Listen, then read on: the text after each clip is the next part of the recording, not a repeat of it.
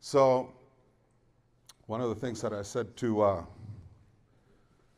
Linda was, to have these kind of talks, and I'm trying to promote this sort of thing, seminar type talks throughout the retreats, because we seem to go to these and we build kites. You built my kites, all the invited guests, kites and so forth. But there's little talk about nuts and bolts. And every time I go to a retreat, not only I learn from you guys and I come up with new things, and today was no exception in my class, but the questions start flying. How do you frame? How do you bridle? How do you design? And design in particular. So I'd like to begin with saying the thumbprint is one of the things that always comes to question. How to develop a signature. I'm not an artist. That's what I usually hear. I said, you don't have to be an artist. In fact, most people in kiting might not be. There's a few. So it's a question of using images and knowing how to use them, making something rather than taking a flower or a picture of a cat or whatever it is that you like and putting it in the middle of a kite and boxing it in a square is perhaps only grabbing a part of that image and make it come out of a corner or the bottom. In other words, cropping a design. Enlarge the whole thing sufficiently so it really leaves the full screen, let's say a rokaku, and I have a picture of you, or if I draw a cartoon of you or a portrait of you. Now I want to put it on a kite, but I'm not going to put you in the middle of that kite. We're just not going to do that. I'm going to make it interesting. I'm going to provoke by making you like you're coming out of the corner of the kite instead, and only a part of you is visible. So if that illustrates what I'm talking about, is how we take something that's perhaps is not your own original art, even clip art, and make it interesting, make it your own, okay? How you work, how you develop your studio and your table where you work, and the style in which you work, such as what I do with the black lines and so forth, that didn't happen overnight. That's stuff that took a long, long time, 30 years of doing exactly the same thing and repeating it over and over and over. Then it becomes a natural thing. You don't even have to think about it. So when people come up and look at the work and they say, oh my God, look at this, it's so neat, and this, and the other, it happens no matter what. It just automatically happens because of the way I'm set up. So I'm saying you need to do the same thing and stick with it. That thumbprint, whatever it is, find something you like. Work, let's say, if you're from the Southwest, you could use native art from the Southwest. You could design it yourself, or you could take existing art and make it your own and milk it for all it's worth. I remember in the early days, Scott Hampton coming to my house for a week. We all are very familiar what he's doing and what he has been doing since then, and never ever deviates. I mean, we can look at 500 kites in the sky and we know which is the Scott Hampton kite, right? So he was showing me all these drawings and he wasn't all that excited. There was a lot of repetition, and I'm looking at this encyclopedia of designs and I'm just blown away by it. But he hadn't gotten out of his head yet. He's somewhere else, and I'm convincing him to take all this stuff and milk it for all it's worth. And that's exactly what's happened. Every design looks like a Scott Hampton no matter what. So he's taken this thing to the far, far, far limits. Anyone and everybody can do it. Let's just say a way to test, to change on how you think. Find a quote out of a book. Write a quote yourself, whether you're a poet or a writer or clever with words, a wordsmith, and build a kite representing that. It doesn't matter what other people think. What matters is that you're provoking someone to even ask the question, what is this? Oh, I built this kite on a quote. Whatever that quote is. That's another way of digging your soul out of yourself and putting it into a kite. And believe me, people will recognize it eventually, you know, that there's a lot of soul and heart in that work. So taking that idea and working it over and over again through the years will build you a body of work that everyone will recognize without question. In the early years, excited like everyone that comes into kiting and goes to, I remember going to Fort Worden and coming back from Fort Worden back in 1986 or 87, totally crazy and out of my mind. I had the skills, but I went to Fort Worden to learn how to make a good flying platform from all my peers, okay? Books and folders full of designs, which I showed to everybody, and they said, oh, this is great, whatever, whatever. I said, yes, I know, but I need to learn how to make this stuff fly, because so far, with my excitement, I'm making one of those. Typical new kite maker. You want to try a box kite, you want to try a figure kite, fly, whatever. All these different groups of kites, and try one of each. And some of it was working well, some of it was flying very marginally.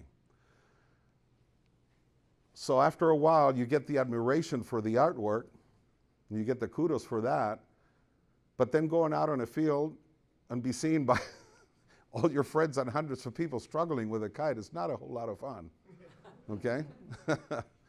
So the game was, okay, we need to concentrate on platforms that either I designed or existing forms, making them fly well, and then make the graphics and the art run rampant. And I had plenty of that, and still do.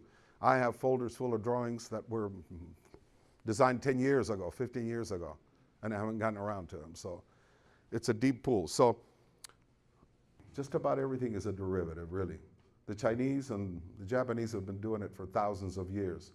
So that's another way that you can think on how to work. Taking the existing platforms, the things that are household names today in the kite world, change it, tweak it, change the angles, do something, make something different. The true name to a low aspect ratio kite, Japanese kite, is tametomo. That's the Japanese word for it. The word noodle came from a good friend of mine, Dale Vanderhoof, who's passed away a few years back, from Weed, California. I was on my way to OKR in Oregon, retreat, and we got stuck in a blizzard going over the pass, so I called him and said, come spend the night with us, and so we did. And he said, hey, let me see one of these skinny kites that you're promoting like crazy all over the place. I want to see what the story is. So I pulled one out, we put it together, and 2-3 weeks, he calls me and I said, I built a 20-footer. And the spine wasn't thick enough, wasn't stiff enough, and it looked like a noodle when I was bouncing it up and down. So I had to inform him that you do need a hefty spine to fly something like that. Otherwise, it bends back so much that it won't retain, the stability that you need for that. For as complicated as it might look when I make diagrams on how it's doing, it's so easy. And it's something that starts from the bottom up. And it's a system that you can use on all kites because you're only adjusting one point. If I were to build a Japanese Edo, a rather large Edo kite, I can put cascade bridles on that too, but it's not traditional anymore. And so the true Japanese bridle is based on the same principle, for the exception that each section, each arm, each set of bridles is hooked, it's fixed, so it's hooked differently. This whole system is a sliding system to where you adjust only one point, and then everything else free floats. So the cascade bridle, what it is, it starts from the bottom. You can see what I call yokes. 1, 2, 3, 4, and 5. It works the same way with 3 units, with 10 units, with 12 units. They get paired, and then you go single towards the top. And I can make schematics for you guys later, all the guys that are in class, whoever wants drawings on how this is done. I can sit down and sketch a few compositions, 3 units, 4 units, 5 units, 6 units, so you get an idea of how it works. So we start from the bottom. All these yokes are the same. The secondaries, which are these guys right here, these, of course, are not as long, but they can be the same, okay?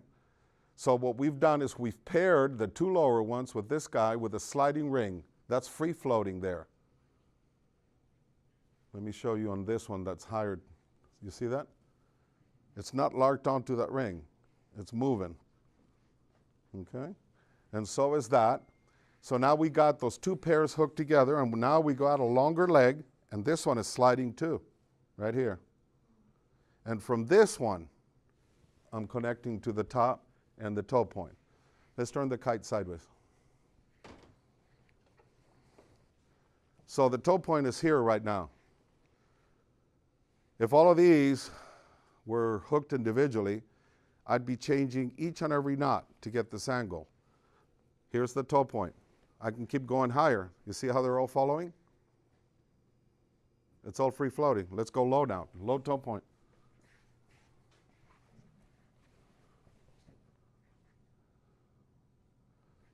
One adjustment. If I want to fly this, I mean, it won't fly that low. But all you're doing is adjusting this. And of course, the standard pigtail, you slide it up and down, or a ring. And this is it to the Cascade bridle. The other thing that we do a lot with kites, and I think this will be of value to you, is I always put a weak point. See those strings up there? For instance, that one's broken. It doesn't have the slider anymore because I usually put sliders on both, but this broke on me. The kite came down or was taken down. So the first thing that breaks when this thing comes crashing into the ground are these strings. It's a weak point. Ferrules that are made out of thin aluminum, like arrow shafts, covered with heat shrink tubing to get rid of ugliness, let's just say. Those ferrules will break right at the seam between 2 sticks without breaking your sticks. So you build the kite and you put things into the kite so it's strong enough to support it. But when mayhem starts, your sticks won't go through the sails. Your tensioning devices will give, either explode or the string will break, and you can go back to camp and put a different slider, replace the string, retie it or whatever, but you're not losing your kite or having to go home and repair or find a way to fix a big hole somewhere in here because the spine snapped and went right through it. When I engineer structure, the bridles are always included in order to get away with the smallest, lightest, and strongest frame that I possibly can get by marrying the bridles properly to it. Does everybody understand what I mean by that? Support. Let's go back, let's say, to an Edo kite. It's got lots of sticks, and I mention these kites because it's a huge grid of sticks and so forth. There's a lot of structure in a kite like that, so they become very heavy, and they need a lot of wind. How do we get one to fly in lighter winds? Why do we have to wait until gale force winds comes to fly this giant carpet, this huge surface that should get up in the air just like that? You'd be surprised what you can get away with. I mean, there's bridles at every corner. As long as those are there, you could probably put a 10-foot Edo kite or a 15-foot Edo kite with 1,800 rods. I mean, small hollow tubes. You know, and then you have the 2 crosses that cross from corner to corner.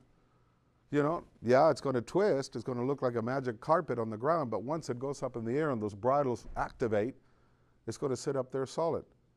Now you're flying this monstrosity of a kite in 5-mile-an-hour winds because the frame is super, super, super light.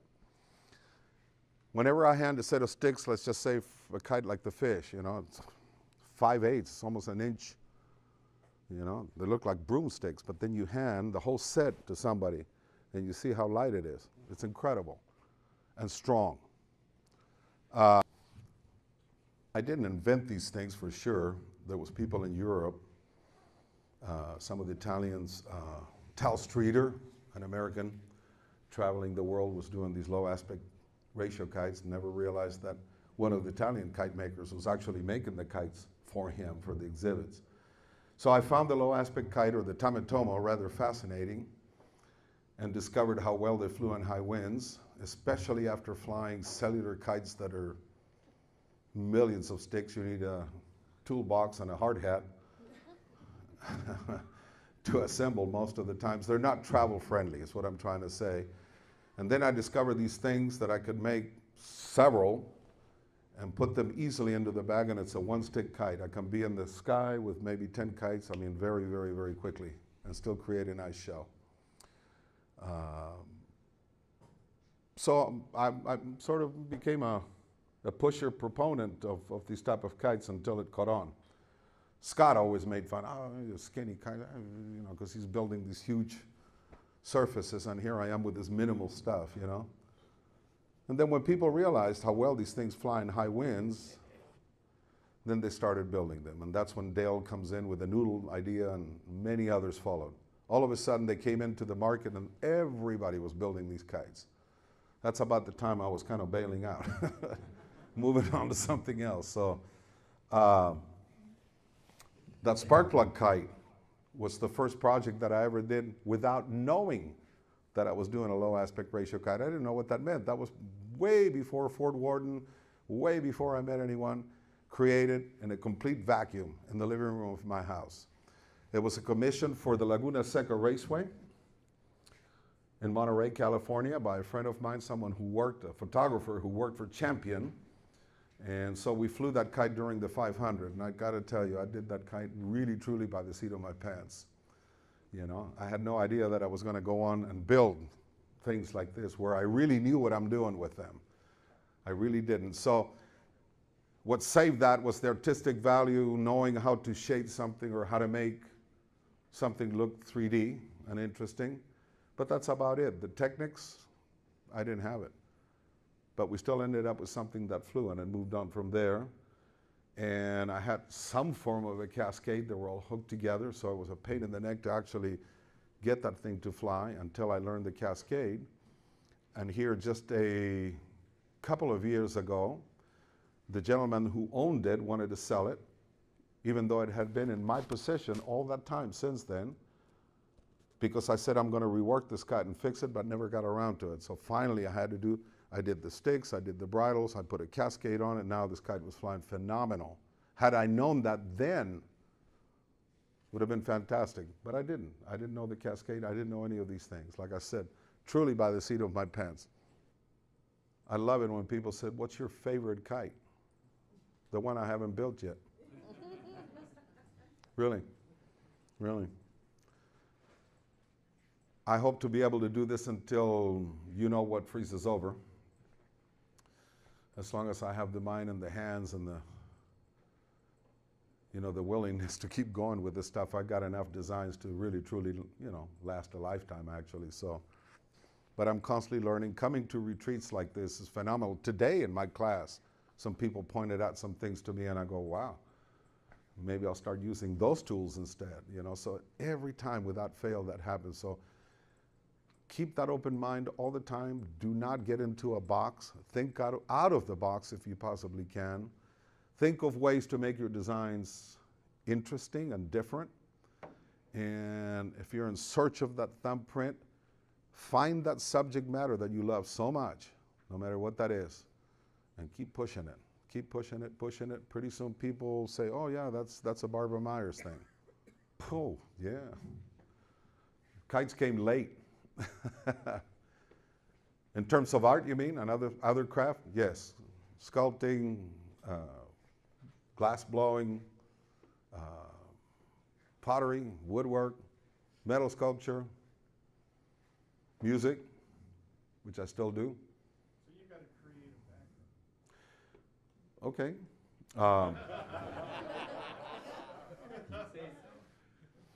I speak of that so much on interviews and, you know, all the stuff that's been going on lately, the interview with Ralph Dietrich and the Kite magazine and so forth and so on. It all comes from my parents. Okay, I accredit them constantly. I speak of my father constantly. My mother was a couture fashion designer. I watched her since I was a child sketch her collections, spring collections, summer collections, winter collections. I was there during some of the shows, the runway shows with the models. But I grew up next to my father's tilt table. He was a pretty well-known commercial artist in South America, but he was also a sculptor, painter, unbelievable photographer. In fact, one of the slides painting of my dad, the swan, I don't know if you guys, that looks like a photo. That's one of my dad's paintings. Not typical. He was a modernist.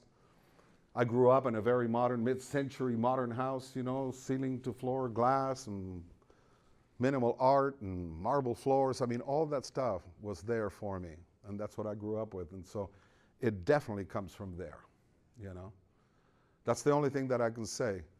That the visual arts come into, it came kind of late actually when I started going back to that, because I remember drawing with my dad. I remember doing cartooning with my dad. I remember him teaching me how to paint with oils and all the crafts that he knew, how to take a good photograph and all these kinds of things. But I went music ways. Music and art major in high school, 3.5 years of college and university, didn't finish, crazy. Schooling and art will polish your craft, but there are certain things that a university could not teach you, So, it comes from something bigger and deeper, So yeah, the background is definitely there. I grew up with it, so it's easy for me to do this kind of stuff. On some things I use hardware, and some I'm trying to get rid of it actually. I'll make it simpler. But some stuff is pretty cool, and if it's useful, I'll make a fitting or we'll use a part if it has at least a minimum of 3 different uses in that kite. Otherwise, to me, it's nonsense to put all that hardware in the kite. There was one time when all of us OD'd on the fittings. It was popular in the competitions. Everybody was looking at all this machine stuff, and man, pretty soon everybody's just overloading the kites with these things that turn and spin, and like I said, stuff that you need a hard hat and a toolbox to put together, and it's overdone. It's still a kite. So you can get away with shelf parts, simple things. There's certain kites, for instance, I won't put my typical slider in the back to bow the kite. Use a knot instead. Reduce the weight, it's cleaner. The kite looks better without that particular kite looks better without these objects all over the place. So it's a mixed bag of things, So yes, there's been also a lifetime of searching for Cindy Thrall calls it fiddle bits. You're the fiddle bit guy. Whatever she meant by that. Because she sees all these cool little parts and things like that, but they're there for a reason, and I use them if they're useful and they serve a purpose. Otherwise, a pocket is fine, or a simple end cap is just fine. Most of the stuff that I put on there, I don't machine anymore. It's stuff that I can make on a drill press. You can take a drill press and literally turn it into a milling machine by buying a milling machine vise, which moves and spins. So now instead of doing a sideways thing like a lathe,